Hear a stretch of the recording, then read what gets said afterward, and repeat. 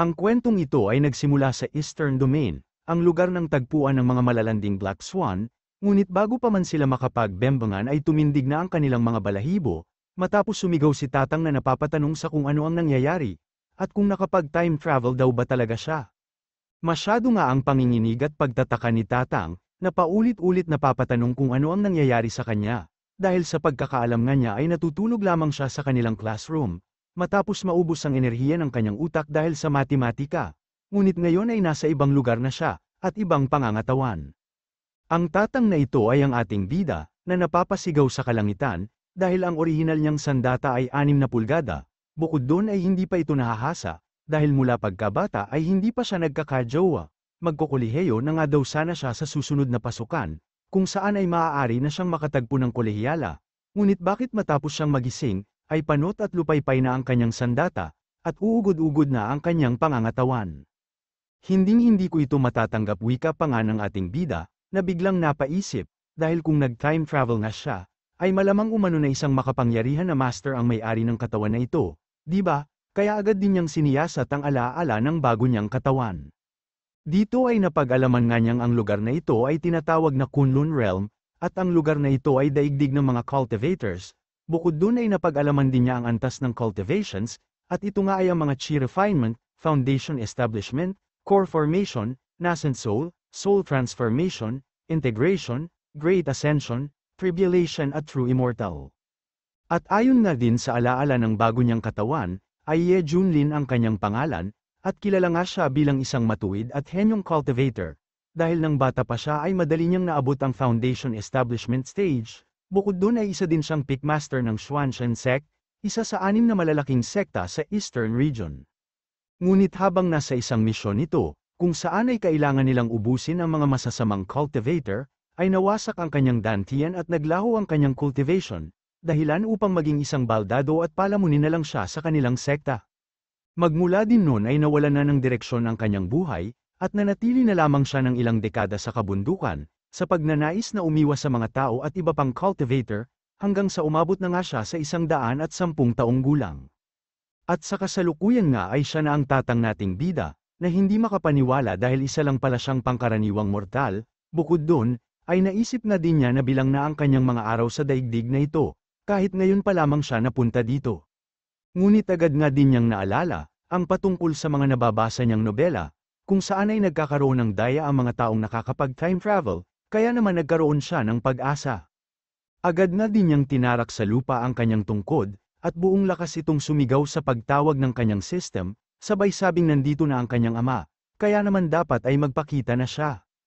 Ngunit makalipas nga ang ilang sandali, ay pag-ihip lamang ng hangin ang kanyang napala, gayunpaman ay hindi naman ito sumuko. Sinabi nga nitong huwag nang magpakipot at makipaglaro pa ang sistema, at sinabing magpakita na ito sa Tatang nating bida. At dahil sa ganun pa din ang resulta, ay tinawag na niya itong kuya, sabay sabing nagbibiro lamang siya kanina, kaya naman sana ay magparamdam na ang kanyang sistema. Pero muli ay pansamantalang katahimikan lang din ang naganap, hanggang sa bigla nga siyang may naalala, at sinabing malamang sa hindi system ang kanyang daya, kundi isang singsing tulad ng kanyang nabasa, at agad na din niyang kinapkap ang lahat ng bulsa, hanggang sa matagpuan niya ang isang singsing, na nagdulot ng labis niyang tuwa. Pero matapos mapagmasdan ang singsing, ay natuklasan niyang isa lamang itong tanso, kaya naman agad siyang napapamura, at muli ay sinabing huwag nang magtago ang system, dahil alam naman niyang nasa paligid lang ito. Pero muli, ay katahimikan nga lang din ang kanyang napala, kaya naman agad din niyang tinapon ang tansong singsing, at halos makalas nga ang kanyang mga buto, habang napapamura sa kalangitan, na tila pinaglalaroan na lamang umano siya. At dahil nga sa kanyang mga masasamang salita, ay puwersahang na-activate ang kanyang system, na nagsasabing hindi sibilisadong tao ang kanyang amo. Gayunpaman, ay naiiyak naman sa tuwa ang Tatang nating bida, dahil sa wakas ay nagpakita na ang kanyang system, na agad din namang humingi ng paumanhin, at dahil sa napasarap umano siya ng tulog, ay bibigyan niya ng newbie gift pack si Tatang, sabay tanong kung nais ba niya itong buksan, na agad namang kinumpirma ng Tatang nating bida. At matapos nga itong mabuksan, ay agad na nakatanggap ng abilidad ang ating bida, at ito nga ay ang strength through adversity. Ayon sa kanyang system, ay kayang higitan ng ating bida ang lakas ng sinumang makalaban niya, o magkakaroon siya ng mas mataas na antas ng cultivation, kumpara sa kanyang mga kalaban. Talaga ba, tanong pa nga ni Tatang na hindi makapaniwala, at agad ding tinanong kung kahit daw ba isa lamang siyang mortal, ay maaari siyang maging immortal pag may nakalaban siyang immortal, na agad ding kinumpirma ng kanyang system, na nagsasabing hindi ito isang scam, at maaari na niya itong subukan anumang oras. Kung totoo yan ay wala nang makakapigil sakin, wika pa nga niya, dahil ang kailangan lang niya ay maghanap ng mas malalakas na kaaway, upang tumaas ang kanyang cultivation, kaya naman hindi na daw niya kailangan pang gawin, ang basura at walang kwentang pag-ensayo ng mga cultivators. Pero biglang ang sinabi ng kanyang system na payong kaibigan lang umano, at huwag siyang magagalit, pero isang oras na lamang ang nalalabi sa kanyang buhay, dahilan upang muli ay mapatanong ito sa system kung niloloko ba siya nito, sabay sabi ding kailangan niyang magmadali sa pagbaba ng bundok, upang makahanap ng makakaaway na mas malakas sa kanya. At habang pababa nga ito ng bundok, ay napapamura na lang siya sa dating may-ari ng kanyang katawan, dahil nanatili ito sa itaas ng bundok, at ngayon ay problema pa niya ang pagbaba, pero muli ay nagpaalala nga ang system na mayroon na lamang siyang 35 minuto na nalalabi sa kanyang buhay. Kaya naman sinabi ng Tatang nating bida na huwag siyang apurahin ito, dahil pinapalala lamang niya ang sitwasyon. Hanggang sa napansin nga niya ang pagkidlat mula sa isang madilim na kalangitan, kaya napapatanong din siya kung may mga halimaw ba sa lugar na yon. At sa madilim na kalangitang ito nga ay makikita natin si Shu Yun-ian, ang sect leader ng Xuanshan sect, gayon na din ang kanyang mga elders at kasamahan, at dito nga ay nagagalit nitong tinanong, kung sino ang pangahas at naglakas loob upang sugurin ang kanilang sekta. Agad namang lumabas mula sa ulap ang mga taong ibon, at tinatanong nga ng isang ito kung hindi ba inaasahan ng mga taga-Xuanshan sect, na hanggang ngayon ay buhay pa siya, at agad nga din itong sinabi na ngayon ay uubusin niya ang lahat ng mga taga-Xuanshan sect. Ikaw pala yan, wika naman ng sect master, at sinabing dati umano ay madaming napatay na tao sa kanilang nasasakupan ng taong ibon, ngunit nag-api na nga daw niya ito dati, at tinapon sa malayong lugar, pero bakit ngayon ay muli siyang bumalik kasama ng kanyang mga alagad, sabay tanong kung nais ba niyang makapaghiganti. Pero tinawanan lang naman siya ng taong ibon, at agad nga niyang nilabas ang kanyang lakas, habang tinatanong kung sa tingin ba nila ay kakayanin pa siyang talunin ng mga taga-Xuanshan sect ngayon. Habang ang sect master naman at kanyang mga kasamahan, ay masyado ang gulat matapos malaman na isa ng nascent soul ang taong ibon, at agad na ding tinanong ng isang elder kung ano na ang gagawin nila, dahil hindi umano nila kayang talunin ang isang nascent soul expert.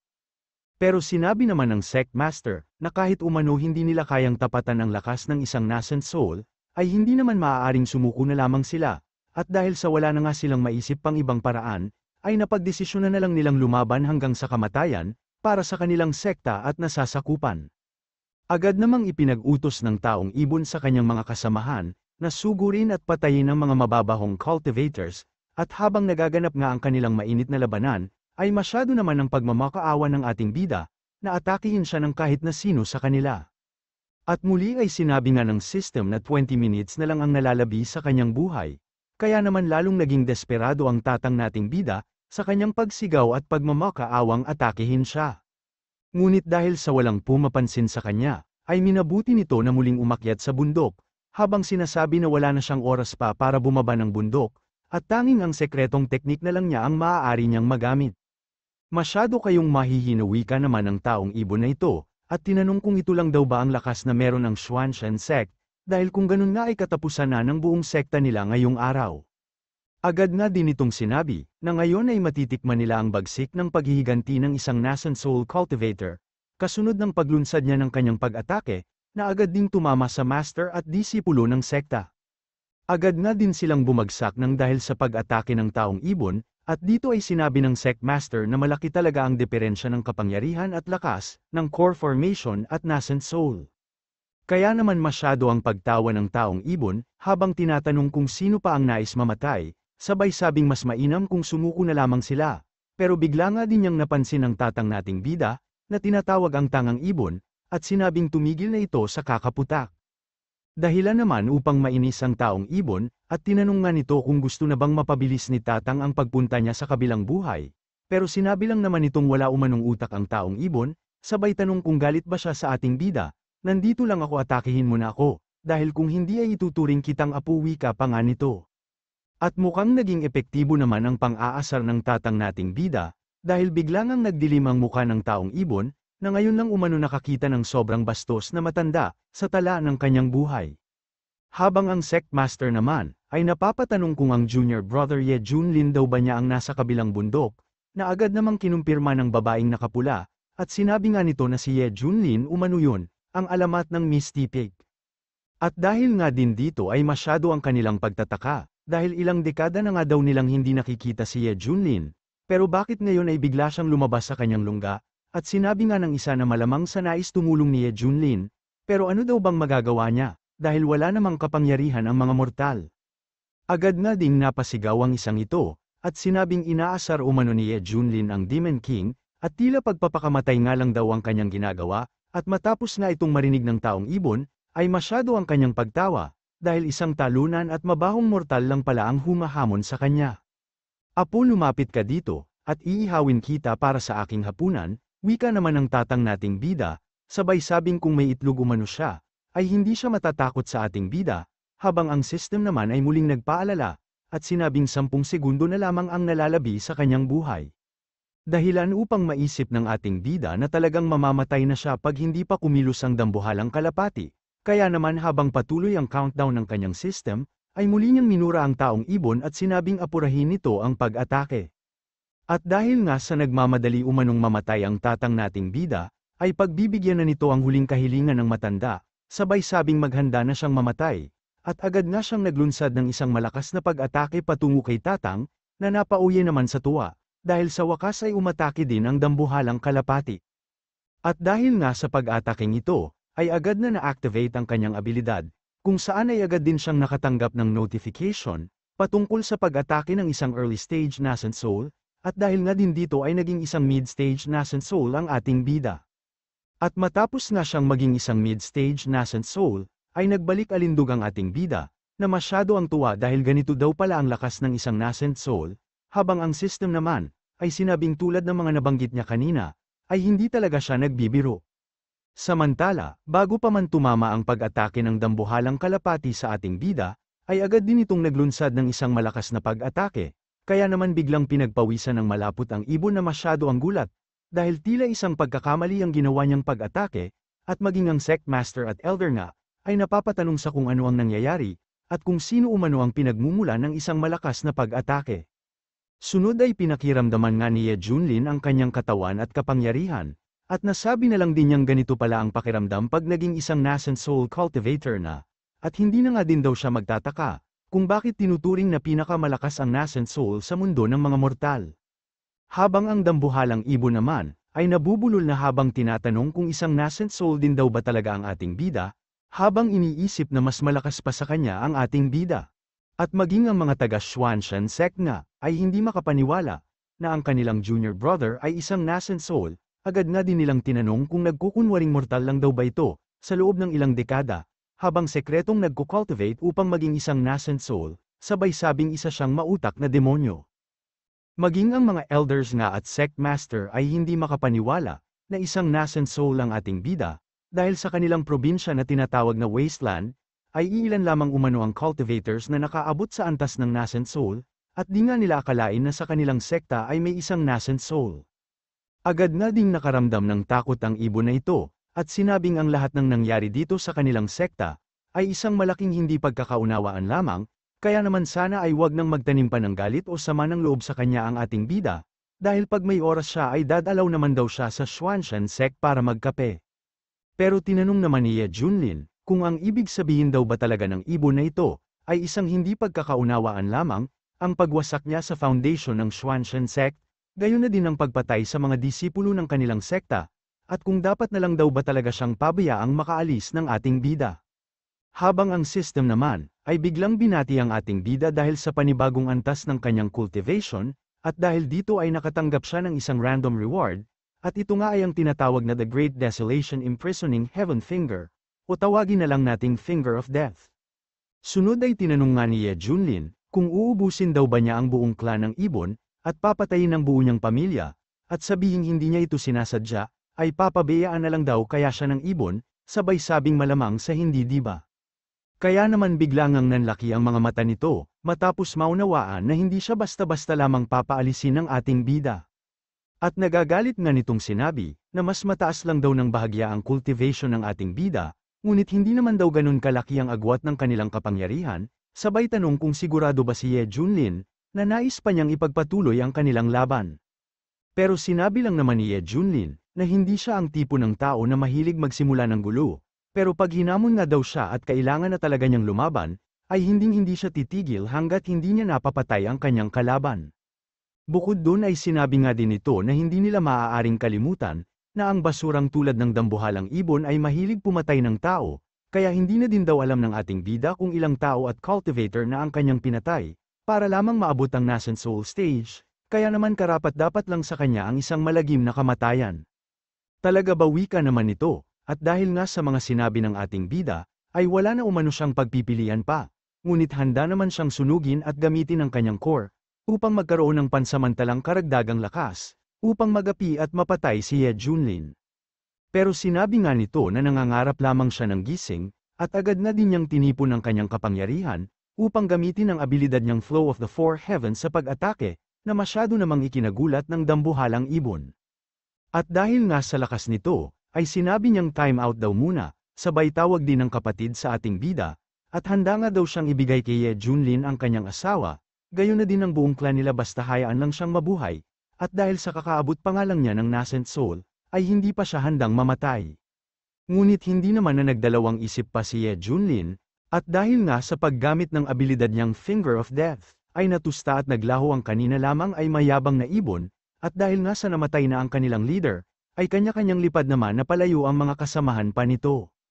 Gayunpaman, ay sinabi naman ni Ye Junlin na hindi siya maaaring takbuhan ng mga ito, at muli ay isang malakas na pag-atake nga ang pinakawalan ng ating bida, na naging dahilan ng pagkaubos ng kanilang mga kaaway.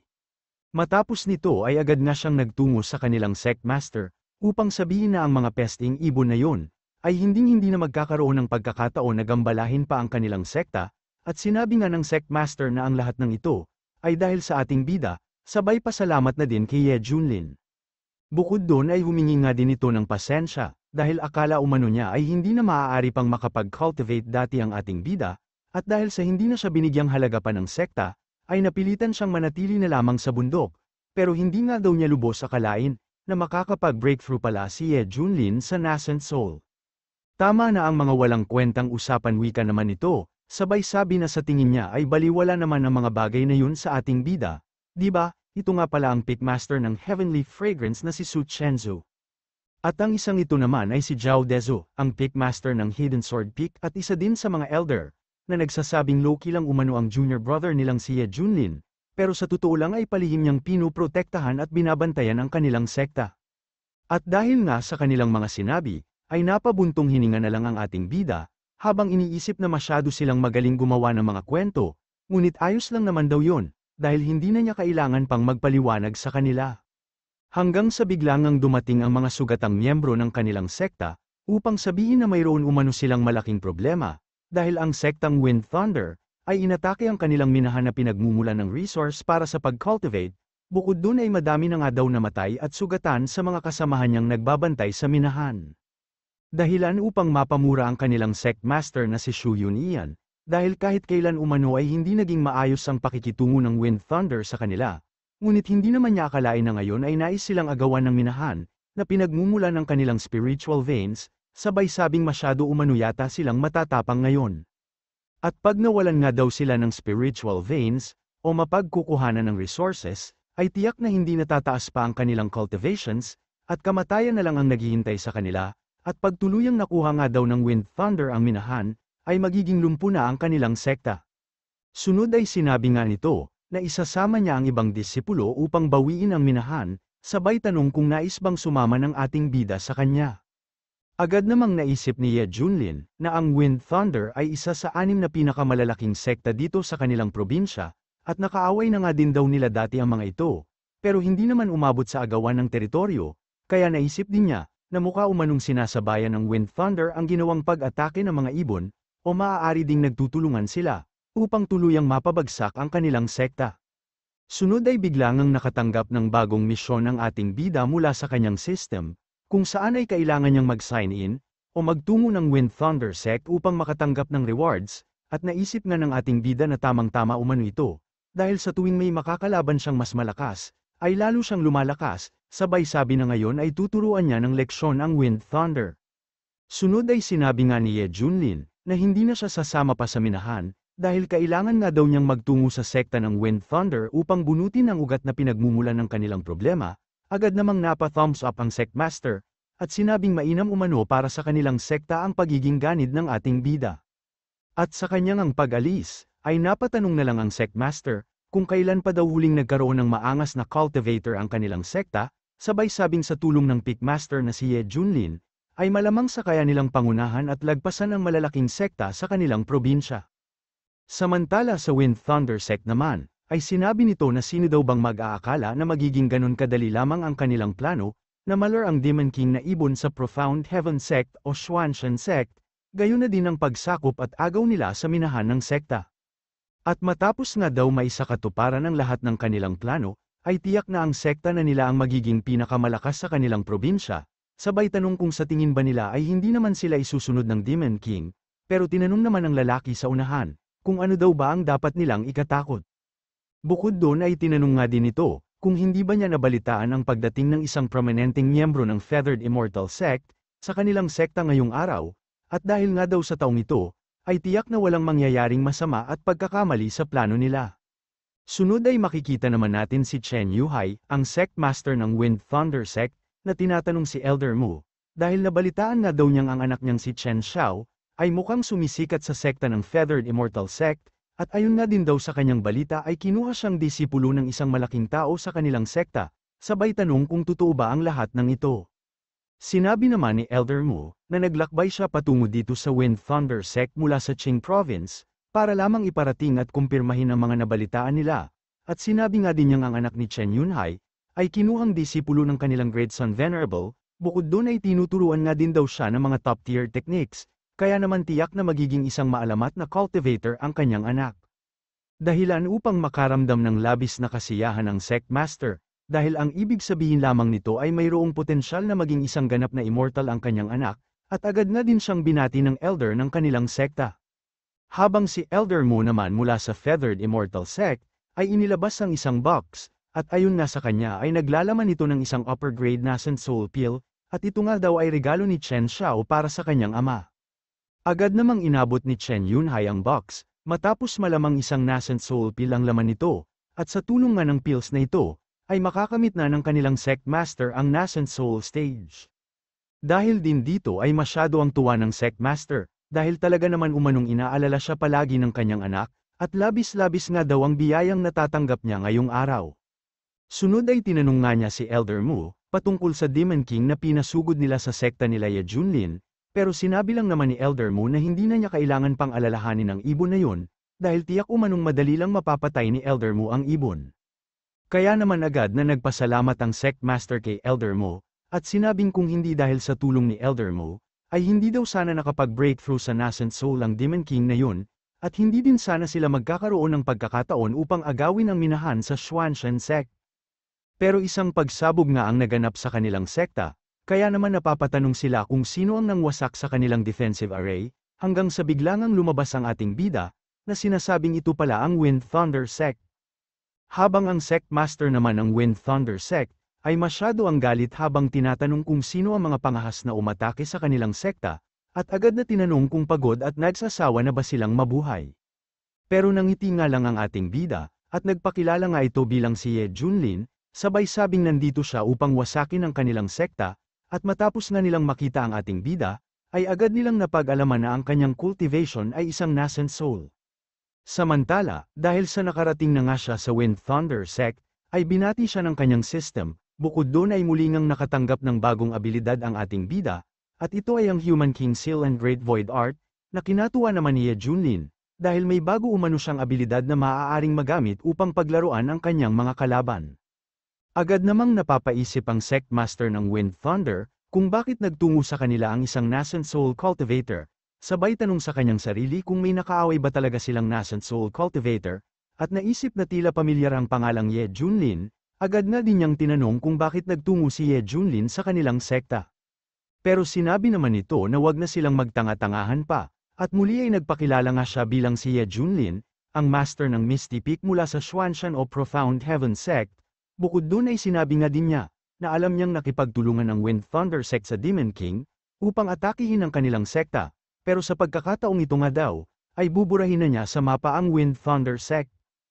At hindi nga makapaniwala ang Sect Master, na siya talaga si Ye Junlin, dahil sa pagkakaalam nila ay nawalan na siya ng abilidad na makapag-cultivate, kaya paano umano siya naging isang nascent soul. Bukod dun ay agad nga din niyang naisip, na kung nandito umano si Ye Junlin, ay malamang sa patay na ang Demon King, at agad na din niyang minura ang Profound Heaven Sect, dahil sa mukhang nalinlang sila.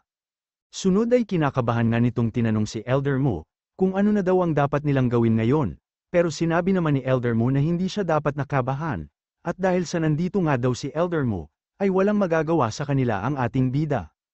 Agad na din itong inutusang lumuhad si Ye Junlin, at sinabing putulin niya ang sarili niyang mga kamay, nang sa ganon ay hayaan siya nitong makaalis ng buhay sa Wind Thunder Sect, nang gumagapang. Pero naglinis lang naman ng tenga ang pang-asar nating bida, at tinanong si Elder Mu, kung sa tingin daw ba niya ay susunod ang ating bida, sa isang matanda. Dahil dito ay nagalit si Elder Mu at tinawag siyang arogante, bukod dun ay agad nga din niyang pinakawalan ang kanyang aura, kaya naman nabalot ng maitim na enerhiya ang paligid, ngunit hindi naman nagpatinag si Ye Junlin at nanatili itong nakatayo. At dahil nga sa pinakawalang aura ni Elder Mu, ay nalaman ng mga ito na isa siyang Divine Transformation o Soul Transformation Master, at dahil nga daw sa tindi at pressure mula sa aura ni Elder Mu, gayon na din sa pagdepensa ni Elder Mu sa kanilang sekta, ay tiyak na umano ang kamatayan ni Ye Junlin. Agad nga ding tumawa ng malakas ang Sect Master, at sinabing hindi niya napatay si Ye Junlin nung huli silang naglaban, pero ngayon nga daw ay tiyak na mamamatay na siya, sabay sabi na matapos umanong maglaho ni Ye Junlin sa daigdig na ito, ay madali na lamang nilang mapapabagsak ang Profound Heaven Sect. Bukod dun ay sinabi nga din ito, na umpisahan ng magmakaawa ng ating bida, nang sa ganon ay baka maawa pa si Elder Mu sa kanya, at hayaan siyang mamatay ng buwang kanyang katawan, at muli ay tinawanan nga niya ang ating bida, na sinabi lang naman na Divine Transformation pala ha, magiging masayang laban ito. Samantala, sa minahan naman ng Xuanshan o Profound Heaven Sect, ay nag-api na nila ang mga miyembro ng Wind Thunder na umatake, at dito nga ay masyado ang gulat ni Sect Master Shu Yuonyan, matapos malaman na kasalukuyang nasa Wind Thunder Sect, ang isang elder mula sa Feathered Immortal Sect. Tinawanan pa nga sila ng disipulo ng Wind Thunder Sect, habang tinatanong kung sa tingin daw ba nila, ay maglalakas loob ang Wind Thunder Sect na makipagtulungan sa isang halimaw, upang atakihin ang kanilang sekta, kung wala silang suportang natatanggap mula sa Feathered Immortal Sect. Bukod doon ay sinabi nga nito, na nagtungo ang elder ng Feathered Immortal Sect sa kanilang sekta, dahil ang kanilang young master ay matagal ng miyembro ng Feathered Immortal Sect, at ang talento nga daw ng kanilang young master, ang naging dahilan kung bakit siya pinapaboran ng buong Feathered Immortal Sect. At sa kanyang ang pagtayo, ay sinabi nitong hindi niya alam kung paano nila natalo ang Demon King, pero mas mainam nga daw kung ngayon pa lamang ay sumuko na sila, nang sa ganun ay magkaroon pa sila ng pagkakataong mabuhay, sa pamamagitan ng pagiging alipin sa Wind Thunder Sect. Pero hindi naman nagdalawang isip si Sect Master Yun Ian, na paslangin ang disipulo ng Wind Thunder, at sinabi nga din niyang hindi na sila dapat pang magsayang ng oras, dahil kailangan nilang iligtas ang ating bida na kasalukuyang nasa Wind Thunder Sect. Agad na din silang lumipad patungo ng Wind Thunder Sect, at dito ay patanong na sinabi ni Su Chenzo, na malamang ay may abilidad namang si Ye Junlin na labanan ng elder mula sa Feathered Immortal Sect, pero sinabi naman ni Zhao Dezo na imposible umano yun, dahil ang mga elder ng Feathered Immortal Sect ay may cultivation na Divine Transformation o higit pa, at ang nascent soul nga ay kinumpara niya sa isang langgam, na nais bumangga sa isang kariton. Agad namang sinabi ng Sect Master, na kahit pa umanubuhay niya ang maging kapalit, ay magmamakaawa siya sa Feathered Immortal Sect, para lamang hindi nila patayin ang ating bida, dahil para sa kanya ay si Ye Junlin ang tanging pag-asa ng kanilang sekta.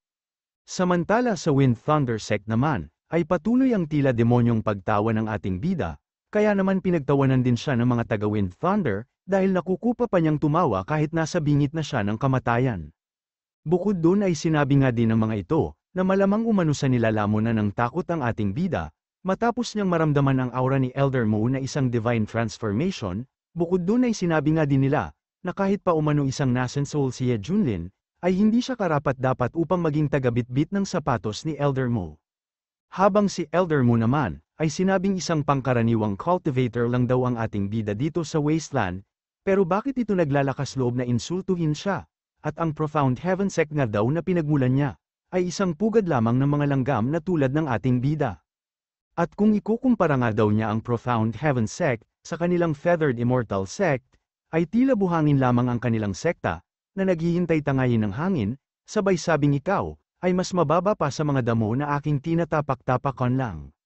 Ngunit dahil sa nandito na nga daw si Ye Junlin, at dahil sa ginalit na din siya nito, ay sisiguraduhin niya ang ganap na pagkawasak ng kanilang sekta, gayon na din ang ganap na pagkaubos ng kanilang mga disipulo, kahit palumuhad at magmakaawa siya tulad ng isang aso.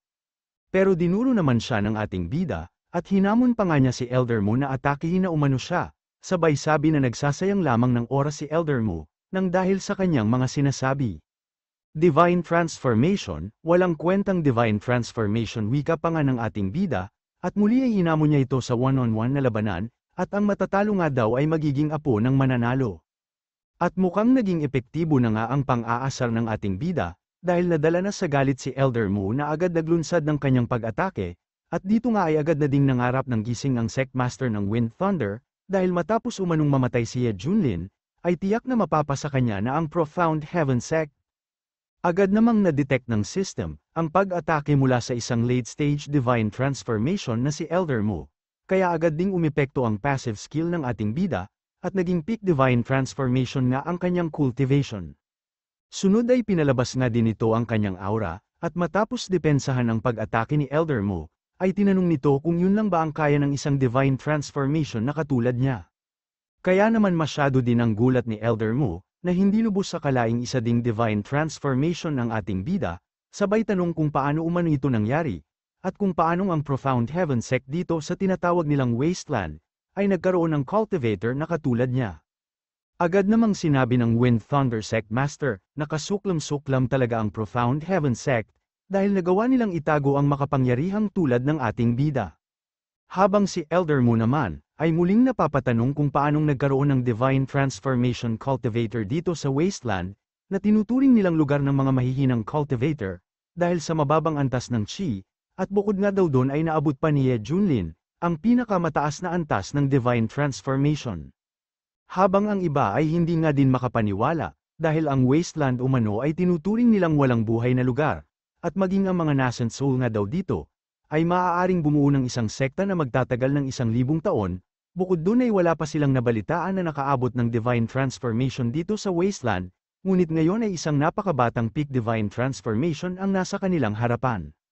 At muli ay tinanong nga ng Wind Thunder Sect Master si Elder Mu, kung ano na ang gagawin nila ngayon, pero sinabi lang naman Elder Mu na kumalma lamang siya, at dahil nga daw sa miyembro siya ng Feathered Immortal Sect mula sa Qing Province, ay tiyak na mas malalakas ang kanyang mga teknik sa ating bida.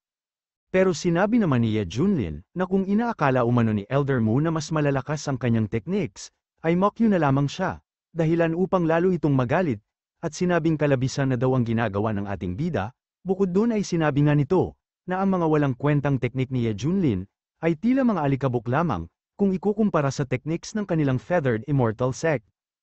Agad na din niyang tinipon ng kanyang kapangyarihan, dahil ngayon ay ipapakita umano niya ang lakas, ng mga top-tier Earth-grade technique, ng kanilang Feathered Immortal Sect, at ginamit nga niya ang tinatawag na Tai Asher Wood Palm. Kahanga-hanga talaga ang Feathered Immortal Sect wika naman ng mga ito, dahil Earth-grade technique agad ang ginamit ni Elder Mu, bukod dun ay sinabi nga din nila ang patungkol sa antas ng mga techniques, at ito nga ay ang Mortal Grade, Spirit Grade, Profound Grade, Earth Grade, Heaven Grade, Sovereign Grade, at maging ang Spirit Grades nga daw ay tinuturing ng kayamanan, pero iba pa din ang lakas ng Earth Grade. Bata, ang mamatay sa aking mga kamay ay isang karangalan para sa katulad mo, na walang kwentang cultivator dito sa Wasteland wika pa nga ni Elder Mu, pero sinabi naman ng ating bida na pangbata lang umano ang teknik niya, pero ang lakas ng loob niyang magyabang sa harapan nito. Sunod ay ginamit nga ni Ye Junlin ang Human King Seal niyang abilidad, kung saan ay isang malaking kamay ang biglang lumabas, at nang wasak sa ginawang pag-atake ni Elder Mu sa ating bida, at agad na din niyang pinalabas ang kanyang embodiment, kaya naman masyado ang gulat ng Sect Master, na napapatanong kung anong antas ng teknik ba ito, at kung ito ba ay isang Heaven Grade o Sovereign Grade, sabay sabi ding hindi umano, dahil mas malakas pa ang teknik na kanilang nakikita. At sa pagkumpas nga ng kanyang kamay, ay ginamit nito ang kanyang embodiment upang atakihin si Elder Mo, na napapamura na lamang ng dahil sa gulat, at walang nga din siyang magawa, kundi piliting depensahan ang kanyang sarili sa pag-atake ni Ye Junlin. At matapos nga nitong ma-realize na walang epekto ang ginagawa niyang pagdepensa, ay agad itong sumigaw at nakikiusap na tumigil ang ating bida, kasunod ng kanyang pagmamakaawa sa ngalan umano ng kanilang sekta. Feathered Immortal Sect ba ang iyong sekta? Wika lang naman ito, sabay sabi na hindi siya gumagawa ng mga bagay na maaaring ikagalit ng iba, pero pag siya nga daw ang ginalit nila, ay tiyak na uubusin niya ang kanilang lahi. Bukod dun ay sinabi nga din ito, na kung maglalakas loob umano ang Feathered Immortal Sect na atakihin sila, ay hindi siya magdadalawang isip na wasakin ang kanilang sekta. Pero sinabi pa din naman ni Elder Mu, na pag namatay umano siya dito, ay tiyak na maglalaho ang kanilang sekta, at dahil sa ang ating bida umano ang naging simula ng lahat ng ito, ay malupit na kamatayan lamang ang maghihintay sa kanya. Masyado ka na bang desperado? Wika lang naman ng ating bida, dahil sa nakukuha pang magbanta ni Elder Mu, kahit nasa bingit na siya ng kamatayan, at muli ay ipinagpatuloy nga niya ang kanyang pag-atake, na naging sanhi ng ganap na pagkamatay ni Elder Mo. Dahil dito ay labis na takot ang naramdaman ng Sect Master ng Wind Thunder, at agad nga itong lumuhad sa harapan ng ating bida, upang magmakaawa sa nangyari umanong hindi pagkakaunawaan, sabay sabi ding handa ang kanilang sekta upang pagsilbihan si Divine Lord Ye. Sunod nga ding lumuhad ang mga elders, gayon na din ang mga disipulo ng Wind Thunder, at sinabing handa silang sumunod sa anumang kautusan ng ating bida, kung saan ay handa din silang magpaalipin, at magsilbi ng tapat tulad ng isang aso, pero tinanong lang naman ito, kung sa tingin ba nila ay karapat-dapat silang maging aso ng ating bida. Kaya naman agad nitong sinabi, na ang kanyang anak na si Chen Xiao ay nakatadhanang maging isang immortal, at sa ngayon nga daw ay kasalukuyan siyang disipulo ng isang elder sa Feathered Immortal Sect, sabay tanong kung nais ba talagang galitin ng ating bida ang tulad ng kanyang anak, dahil kung ganun nga daw ay dinala na din ni Ye Junlin ang sakuna sa kanyang sarili.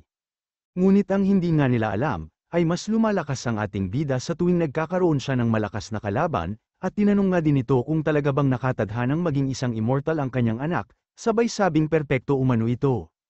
Sunod ay sinabi nga nitong kailangan niyang linawin ang isang bagay, at ito nga ay patungkol sa pagpatay niya sa mga taong gumagalit sa kanya, at dahil sa ang Wind Thunder Sect nga daw ay inatake ang kanilang sekta, ay maglalaho na sila ngayong araw, dahil ginagawa niya ang mga bagay na sinasabi niya. Muli ay ginamit nga ng ating bida ang kanyang embodiment, upang atakihin at patayin ang mga miyembro ng Wind Thunder Sect, sunod ay pinabagsak at winasak nga nito ang lahat ng mga gusali ng sekta, kaya naman wala nang magawa ang Sect Master, kundi sabihing maghintay na lamang sila, sa mas malupit na paghihiganti ng kanyang anak. Makalipas nga ang ilang sandali, ay sinabi nito na sabik na umano siyang maghintay, sa paghihiganti ng sinasabi nilang nakatadhanang maging immortal, dahil para sa ating bida ay tila magiging alay lamang siya, upang muli ay tumaas ang kanyang cultivation. Sunod ay nakita nga niya ang mga mabilis na lumilipad patungo sa kanya, at dito ay napapatanong siya kung sila Shu Yun iyan daw ba ang mga ito, at matapos nga silang makalapit, ay hindi sila makapaniwalang andito pa din siya sa Wind Thunder Sect, at buhay pa. Saan naman ako pupunta, at bakit naman ako mamamatay? Tanong naman ng ating bida. At hindi daw ba ay sinabi na niya kanina, na siya na ang bahala sa Wind Thunder Sect, pero bigla nga siyang hinawakan sa kamay at hinila ng Sect Master, habang sinasabi na sobrang swerte umano ng ating bida. Dahil ayon umano sa kanilang nabalitaan, ay isang elder mula sa Feathered Immortal Sect ang nagtungo dito sa Wind Thunder Sect, pero mukhang hindi nga daw ito nakaharap ng ating bida, at dahil sa alam niyang malakas ang elder na ito, ay swerte daw si Ye Junlin na nakaiwas siya sa agarang kamatayan. Ayun ba? Tanong naman ni Ye Junlin, sabay sabing napatay na niya ang elder na sinasabi nila, kaya naman masyado ang gulat ng Sect Master, at agad na napapatanong kung paano niyang napatay ang elder, na mayroong divine transformation na antas ng cultivation. Habang si Su Chenzo naman, ay masaya sa kanyang mga narinig, dahil tulad nga daw ng sinabi niya ay wala talagang kapantay ang lakas, ng Misty Peak Master Ye nila, sabay sabi ding kayang-kaya niyang ayusin ang lahat ng bagay.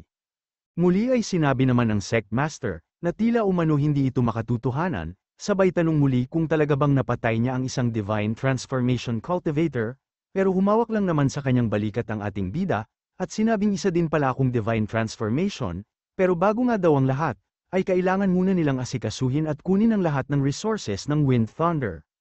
At sa kanyang ang pagtalikod, ay hindi pa din ito makapaniwala, At napapatanong pa din siya sa kanyang sarili, kung isang divine transformation daw ba talaga si Brother Ye, habang si Zhao Dezu naman, ay agad na pinakita ang isang box, at sinabing naglalaman ito ng nascent soul pills, na malamang umano na nanggaling sa Feathered Immortal Sect. Agad namang sinabi ng ating bida, na ang nascent soul pills na ito ay para sa kanilang sect master, dahil kung makakapag-breakthrough nga daw siya ng mas maaga, ay lalong lalakas ang kanilang sekta, kaya naman agad din itong nagpasalamat sa kanyang Brother Ye. Samantala, isang notification naman ang natanggap ng ating bida, at ayon nga sa system ay nakadetect ito ng maaaring maging disipulo ng ating bida, at ang disipulo nga daw na ito ay tila isang ganap na immortal ranked demon sect master. Sabay tanong kung nais ba itong kuning disipulo ni Ye Junlin, dahil pag nagtagumpay siya ay makakatanggap siya ng gantimpala mula sa system. Kaya naman masyado ang tuwa nito, dahil maaari siyang magkaroon ng isang tunay na immortal ranked demon sect master, bilang isang disipulo, at pag nagtagumpay nga daw siyang ma-recruit ito, at pag ginamit niya ang galing niya sa pag-finger, ay maaari din siyang maging isang immortal agad, at pag naging immortal nga daw siya, ay hindi lamang ang wasteland ang maaari niyang pagharian kundi pati na ang Qing province. At habang nakatingin nga ang sect leader sa ating bida, ay sinabi ni Su Chenzu na dahil sa pagwasak ni Ye Junlin sa Wind Thunder Sect, ay siguradong maghihiganti ang Feathered Immortal Sect sa kanila, kaya napapatanong siya kung ano na ang mangyayari sa kanilang sekta, at sinabi nga ng Sect Master na hindi nila kayang tapatan ang lakas ng Feathered Immortal Sect. Kaya agad din niyang tinawag ang ating bida, upang sabihin na mayroon siyang magandang kinabukasan sa pag-cultivate, kaya naman kailangan na niyang umalis dito sa wasteland bago pa umatake ang Feathered Immortal Sect. Sabay sabi din sila na ang baalang humarap sa kanila, dahil pag nanatiling buhay si Ye Junlin, ay magkakaroon pa din ng pag-asang magpatuloy ang Xuanshan o Profound Heaven Sect. Tama si Sect Master wika pa nga ng mga elders, at dahil sa bihira lang ang henyong tulad ng ating bida, ay sayang lang umano pag namatay siya dito sa wasteland, maging ang mga disipulungan ng kanilang sekta, ay sang-ayon din sa desisyon ng Sect Master, dahil maaari nga daw magtayo ng bagong Profound Heaven Sect ang ating bida. Agad namang naisip ni Ye Junlin, na kahanga-hanga ang pagkakaisa ng mga miyembro ng kanilang sekta, agad na din siyang nagpasalamat sa pag-aalala nila sa ating bida, pero hindi nga daw siya gagawa ng aksyon, kung hindi pa niya napagplanuhan ang mga maaring kalabasan ng ginawa niya, sabay sabing ipaubaya na nila ito sa kanya, dahil siya mismo ang lilinis sa ginawa niyang gulo. Sabay sabing bahala na si Sect Master na mangolekta ng mga kayamanan dito sa Wind Thunder Sect, at dahil sa mayroon pa siyang aasikasuhin, ay kailangan na niyang umalis. Samantala sa kasalukuyan nga sa Purple Void Bamboo Grove, ay isang cultivator ang tumatakas mula sa manyakol na matanda, at habang patuloy nga ito sa pagtakbo, ay masyado ang tawa ng matandang humahabol sa kanya, habang sinasabi na nais niyang matikman ang kanyang kagandahan. Pero sinabi naman itong tantanan na siya ng manyakol na matanda, dahil isa nga daw siyang lalaki, gayunpaman ay hindi naman ito naniniwala, at mukhang nagpapakipot nga lang daw siya. Sabay sabi ding sa ganda umano ng kanyang muka, gayon na din ang kanyang katawan, ay imposible talaga siyang maging isang lalaki. Agad nga ding itong naiyak, habang iniisip na siya ang leader o sect master ng Demonic Flame Sect, ang pinakamalakas sa Central Region at mayroong hindi mabilang na kaaway. Bukod dun ay sinabi nga din niyang ang antas ng cultivation niya, ay True Immortal Foundation Realm, at pinamumunuan niya ang mga malalakas na elder at mahigit 10,000 mga bansa. Kaya naman bilyong tao ang nagbibigay puri sa kanyang pangalan. Ngunit matapos magtulungan ang kanyang mga kaaway, ay walang awa nilang pinatay ang mga taong pinamumunuan niya, bukod doon ay winasak din nila ang kanyang sekta, kaya naman kinailangan niyang pasabugin at pababain ng kanyang cultivation, para lamang makatakas, at matapos siyang makarating dito sa wasteland, ay hindi nga ito makapaniwala na pinaglalaroan lamang siya ng mga mahihinang cultivator. Sunod ay tinawag nga siyang pretty boy ng matandang manyakol, at sinabing kailangan pa niyang bilisan ang kanyang pagtakbo, dahil mahuhuli na nga daw siya nito, at agad nga siyang naglunsad ng kanyang pag-atake, kaya naman ginamit nito ang Crimson Flame upang depensahan ang kanyang sarili. Ngunit hindi nga ito naging epektibo, kaya naman agad din siyang bumagsak matapos magtamo ng pinsala, pero hindi nga makapaniwala ang matandang manyakol, na matapos ang kanyang pag-atake ay nakaya pa niyang tumayo, dahil isang foundation stage nga lang daw ang cultivation ng hinahabol niya, habang ang matanda naman ay golden core level. Muli ay naglunsad nga ito ng pag-atake, ngunit sa pagkakataong ito ay isang formation ang kanyang ginawa upang mahuli ito. Matapos nito ay masyado ang kanyang pagtawa at agad na din siyang lumapit, habang sinasabing sumuko na siya at tumigil na sa pagtakbo. Sunod ay hinawakan nga niya ang mukha nito, at tinawag siya bilang sweetheart, sabay sabing wag na siyang magpakipot at manlaban pa, upang magkasarapan na sila. Pero bigla ngang nagdilim ang mukha nito sa galit, at matapos nga niyang ipakita ang macho niyang katawan, ay sinabi nitong buksan ng manyakol ang kanyang mga mata, sabay sabi ding isa siyang lalaki. At bigla ngang nagliparan ang mga ibon, matapos mapasigaw at mapamura ang manyakol na matanda, nang malaman na ang hinahabol-habol niya ay isa palang lalaki, sabay sabi ding sayang umano, tama wika naman ito, at sinabing tulad ng matanda ay lalaki din siya, kaya naman tumigil na ito sa pagsunod at paghabol. Pero sinabi naman ng matanda na teka muna, dahil kahit palalaki siya ay may butas naman ang kanyang puwet, dahilan upang lalo itong magalit, at tinanong nga nito kung talaga bang pati lalaki ay papatulan na ng manyakol na matanda, pero mas nanaisin pa nga daw niyang pasabugin ang kanyang core, kaysa naman malapastangan siya. Sunod ay sinabi nga nitong nagkamali ng nakursunadahan ang matanda, at naglunsad nga siya ng isang malakas na pag-atake, kaya naman masyado ang pagmamakaawa ng matanda, habang sinasabi na pag-usapan na lang nila ang hindi nila pagkakaunawaan. Pero huli naman na ang lahat, dahil matapos tumama sa matanda ang kanyang pag-atake, ay isang malakas na pagsabog ang naganap, at agad na din itong bumagsak matapos maubos ang kanyang lakas. Sunod ay sinabi nga nito, na halos masira umano ang kanyang core, kaya naman kailangan niyang maghanap ng ligtas na lugar, upang makapagpagaling at maka-recover para sa kanyang mga plano. Pero bigla ngang may nagsalita at sinabing karapat-dapat lang sa matandang manyakol ang nangyari sa kanya, sabay sabing tila puno ng misteryo ang magandang lalaki, na agad namang tinanong kung sino ang nagsasalita. Agad namang lumabas ang isa pang matanda, at sinabing napadaan lamang siya, at kailangan nga daw niyang maniwala na hindi siya kasamahan ng manyakol na lalaki, at dahil sa mga normal na bagay lamang ang nais niya, ay hindi siya kailangang alalahanin nito.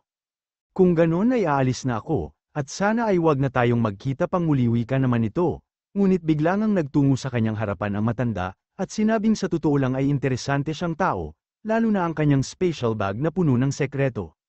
Sunod ay sinabi nga ng matanda na nais niyang makita ang nilalaman ng kaisipan nito, dahil nais niyang malaman kung saan niya nakuha ang kanyang mga banal na abilidad, at hindi nga siya makapaniwalang susugurin siya ng matanda. At bago pa nga siya maatake ng matanda, ay agad na din siyang bumagsak, kaya naman ang plano umano niyang paghihiganti, ay mukhang hindi na mangyayari, pero hindi nga siya makapaniwala na ganito lamang ang magiging katapusan niya. Hanggang sa dumating ang isang lalaki na nababalot ng kidlat, dahilan upang mapatigil ang matanda sa balak niyang gawin. Bukod doon ay agad na din siyang napapatanong sa kanyang sarili, kung ano umano ang nangyayari sa lugar na ito, at kung bakit nagtungo dito ang isang nascent soul master.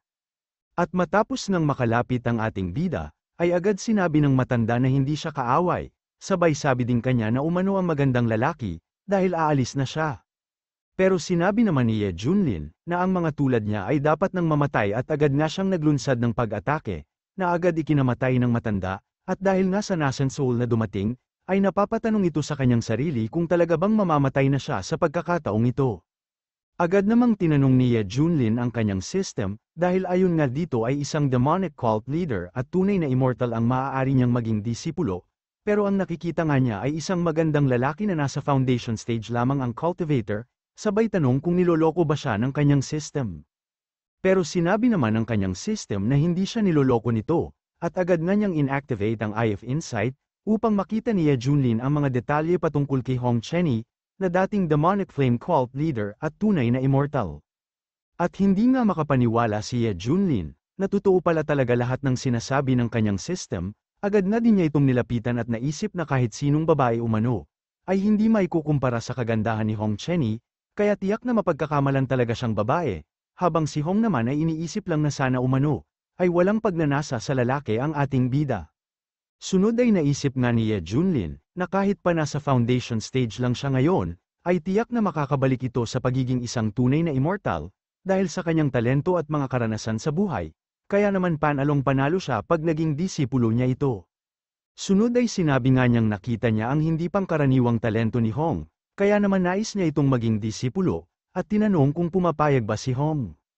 Na tinanong lang din naman kung nais ba talaga siyang gawing disipulo ng ating bida, habang iniisip na siguradong ang mga sekreto lang din niya ang nais ng lalaki sa kanyang harapan, pero kung ang kayamanan at kaalaman nga daw niya ang nais ng nascent soul sa kanyang harapan, ay mukhang wala siyang idea sa mga bagay na nais niyang malaman at maaaring makaharap na panganib. At nung mga panahong sect leader pa nga daw siya, ay walang pag-asang makapasok ang patawa nating bida sa kanyang sekta, kaya tila nananaginip umano siya ng gising, dahil ang pipitsuging nascent soul ay hindi niya maaaring tawaging master.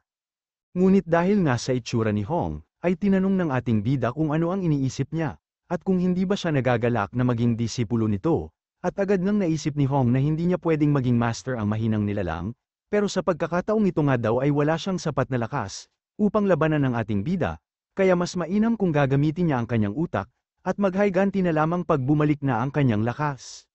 Sunod ay lumuhad nga ito sa harap ni Ye Junlin, at matapos niyang banggitin ang kanyang pangalan, ay agad din siyang nagbigay galang sa bago niyang master, habang iniisip na palabas lamang ang lahat ng ito, dahil balang araw ay si Ye Junlin naman ang luluhod at magmamakaawa sa kanyang harapan. Sige bata, magmula ngayon ay tatawagin na kitang Little Hong, wika naman ng ating bida, at kahit masyado nga ang inis at galit nito, ay wala siyang magawa kundi pumayag na lamang, habang ang ating bida naman ay agad naisip, na bakas sa kanyang mukha ang galit at pagsisinungaling, pero mas pabor nga daw sa ating bida kung lalong mahihirapan at magagalit sa kanya si Hong, dahil mas lalo siyang lalakas pag dumating ang araw na nais na nitong maghayganti. At dahil nga sa naging disipulo na niya si Hong, ay nakatanggap siya ng gantimpalang auto-cultivation sa lahat ng divine skills, bukod dun ay natanggap nga din niya ang Burial Heaven Coffin, at ayon sa system ay mayroon itong mahigit 100 selyo, at isa-isang maaalis ang mga selyong ito pag lalong lumakas ang ating bida, pero sa ngayon ay isang third grade spirit pa lamang ang antas ng Burial Heaven Coffin. At ayon nga daw sa pagkakaalala ng ating bida, ay mayroong iba't ibang antas ang mga abilidad, at ito nga ang Introduction, Minor Success, Major Success, Perfection at Transcendence, at sa bawat antas nito, ay maaaring tumaas at lumakas ng 10 hanggang 100 beses ang kapangyarihan ng isang cultivator. Sunod ay sinabi ng system, na ang Burial Heaven Coffin ay maaaring ilibing o lamunin ng anumang bagay, at maging ang mga buhay na tao o nilalang ay kaya din itong ma-refine, bukod doon ay maaari din niyang ilagay sa loob nito maging ang daigdig. Maliban doon ay nakatanggap din siya ng 3,000 Flame Sutra, isang fire type na abilidad, at isang fire origin peel upang maayos ang core ng kanyang disipulo at mapalakas ito. Habang ang ating bida naman, ay iniisip na malaki ang potential ng Burial Heaven Coffin, dahil maging ang mga cultivator at mismong Dao, ay maaari niyang ma-refine, kaya naman hindi na siya makapaghintay na ma-level up ito. Sunod ay bigla nga itong lumingon, at sinabing alam niyang nagagalit si Little Hong, at dahil bakas sa kanyang mukha ang galit, ay tinanong ng ating bida kung sa tingin ba ni Hong, ay hindi siya karapat-dapat na maging master nito, pero agad naman itong sinabi na hindi umano, at sadyang mukhang Biyernes Santo lang talaga ang kanyang muka. Dahil dito ay sinabi ng ating bida na mukhang kailangan niyang patunayan ang kanyang sarili kay Hong, inilabas nga niya ang aklat ng 3,000 Flame Sutra, at sinabing ang teknik na ito ay ang unang regalo niya kay Hong, sabay sabi ding kailangan niyang pag-igihan ang kanyang pag-cultivate. Agad namang nagpasalamat si Hong, habang iniisip na nais niyang malaman kung anong klase ng basura, ang matatanggap niya mula sa hangal na cultivator dito sa wasteland.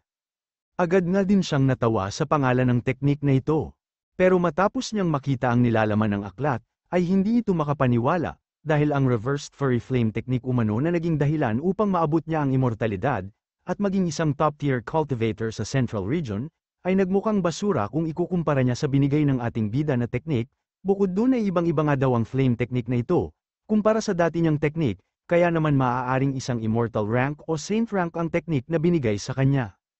Ang mga cultivation skills o teknik, ay may antas na mortal, spirit, profound, earth, heaven, exalted, immortal at saint. At dahil sa taas ng antas ng teknik na binigay sa kanya ng ating bida, ay naisip nitong tiyak na mabilis magbabalik ang kanyang lakas, gayon na din ang pagbabalik niya sa immortal realm, habang ang ating bida naman ay sinabing bakas sa mukha ni Hong, na nagustuhan niya ang teknik. Agad naman itong kinumpirma ni Hong, at agad na din siyang nagpasalamat sa ating bida, habang napapatanong sa kanyang sarili, kung saang lupalop daw kaya dito sa wasteland, nakuha ng ating bida ang hawak niyang aklat. Sunod ay inilabas nga ni Ye Junlin ang isang fire origin peel. At sinabing inumin niya ito upang mag-improve ang kanyang cultivation, kaya naman masyado ang gulat ni Hong, na agad napapatanong kung para sa kanya din ba ang fire origin peel na ito. Bukod dun ay naisip nga din niya, na isa itong heavenly elixir para sa mga cultivator na may fire techniques, at dahil sa kaya nitong pataasin ang potential ng mga cultivators, ay nagpapatayan pa umano ang mga immortal sa Central Region, para lamang makuha ang pills na ito. Kaya muli ay napapatanong siya sa kanyang sarili, kung paanong nakuha ng isang nascent soul ang Fire Origin Pill, dahil kahit nung mga panahong immortal pa siya at Sect Master, ay hindi siya nagkaroon ng pagkakataong makakuha o magkaroon ng Fire Origin Pill. Sunod ay tinanong naman ng ating bida, kung pinagdududahan ba ni Hong ang mga bigay niya. Master, hindi wika naman ni Hong, sabay sabi ding ang pagiging disipulo ng ating bida, ay ang pinakamagandang bagay na nangyari sa kanyang buhay, habang iniisip na ang baliw niyang master, ay malamang sa walang kaalam-alam kung gaano kahalaga ang mga binigay sa kanya, at malamang nga daw na naging maswerte lang si Ye Junlin kaya niya nakuha ang mga ito. Inumin mo na ang pill, at babantayan kita habang nag-breakthrough kawika naman ni Ye Junlin, kaya naman agad ding nagpasalamat si Hong, at matapos nga niyang inumin ang Fire Origin Pill, ay agad siyang nabalot ng apoy. At mula sa pagiging isang foundation establishment stage, ay naging isa itong golden core, hanggang sa maabot na din niya ang nascent soul. Kaya naman naisip din ng ating bida na isa nga talagang immortal si Hong dati, dahil matapos lamang ang kalahating oras ay naging nascent soul na siya ulit. At matapos nga din ang mga sunod-sunod na pag-breakthrough ni Hong, ay agad niyang naisip na nalalapit na ang kanyang paghihiganti, at pagbabalik sa Central Domain. Ilang sandali nga lang din ang nakalipas, ay sinabi ng ating bida na kailangan na nilang bumalik sa sekta, nang sa ganun ay makilala niya din ang kanyang mga elder at kapwa-disipulo.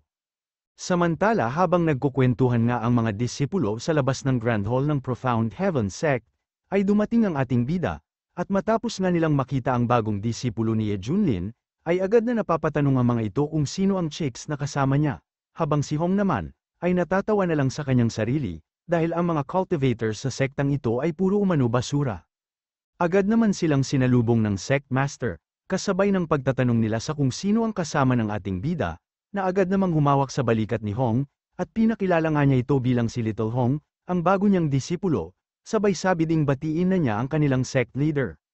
At hindi nga makapaniwala ang mga ito, na isang babae umano ang nahanap na disipulo ng ating bida, pero biglang ang nagalit si Hong at sinabing isa siyang lalaki, at dahil nga sa aura ni Hong, ay biglang nanginig ang buong katawan ni Su Chenzo, matapos malaman na isa siyang nascent soul.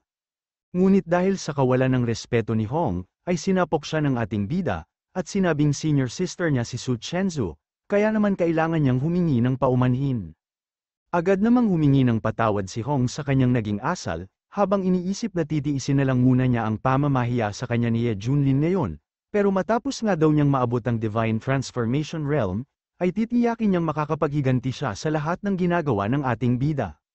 Sunod ay sinabi naman ni Ye Junlin, na madali naman daw palang turuan si Hong, at dahil sa tapos na ang pagpapakilala, ay agad na din itong nagpaalam dahil kailangan pa nilang bumalik ng Misty Peak. At sa kanilang ang pag-alis, ay hindi makapaniwala ang sect leader, na isang nascent soul ang bagong disipulo ng ating bida, habang si Su Chenzo naman, ay sinabing sunod-sunod umano ang pasabog ng ating bida ngayong araw. At pagdating nga nila sa Misty Peak ng Profound Heaven Sect, ay sinabi ng ating bida na siya ang una niyang disipulo, kaya naman maaari siyang pumili ng anumang lugar na naisin niya, pero hindi nga maipinta ang mukha ni Hong, dahil ang lugar umanong ito ay isang basurahan, at maging ang mga tagapagsilbi sa kanyang sekta dati, ay mas maganda pa dito ang tirahan, kaya napapatanong din siya sa kanyang sarili, kung talaga bang dito siya mananatili. Pero bigla namang sinabi ng ating bida, na tanging ang mga mahihinang nilalang lamang ang nagrereklamo, at ang mga malalakas ay marunong mag-adjust sa anumang sitwasyon, bukod doon ay sinabi nga din niya, na hindi mahalaga kung saan nakatira ang mga cultivator, dahil ang tirahan ay isang makamundong bagay lang din. Sunod ay sinabi nga din ng ating bida, na medyo madumi lang umano ang lugar, kaya bahala na si Hong na mag-ayos sa bay-alis, habang si Hong naman ay sinabing wala umanong problema, habang iniisip na malapit na siyang maging Divine Transformation Realm, kaya maghintay lamang daw si Ye Junlin.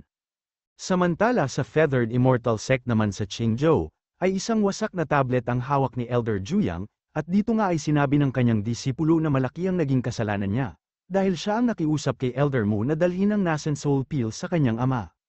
At dahil sa namatay nga si Elder Mu, ay masyado umano ang pag-aalalang nararamdaman niya ngayon, dahil mukhang nasa panganib ang kanyang ama at kanilang sekta, kaya naman kailangan niyang umuwi upang personal na makita ang sitwasyon nila. Pero tinanong lang naman ni Elder Juyang, kung alam naman siguro niya ang dahilan kung bakit siya kinuhang disipulo nito, at sinabi nga niyang dahil ito sa mayroon siyang immortal sun body, at ibig sabihin lamang nito ay may pagkakataon siyang maging isang ganap na immortal sa hinaharap. Isa lamang yun sa mga dahilan wika naman ni Elder Juyang, dahil nakitaan nga din daw niya ng ambisyon si Xiao Er, at ang tulad nga daw niyang gutom sa kapangyarihan, ay hindi maaaring hayaan na maging hadlang ang mga walang kwentang bagay. Sunod ay sinabi nga nito, na ang True Inheritance Competition ay nalalapit na, kaya naman kailangan niya itong paghandaan, dahil pag siya ang nanguna sa competition, ay tiyak na mas maraming resources pa ang matatanggap niya mula sa kanilang sekta.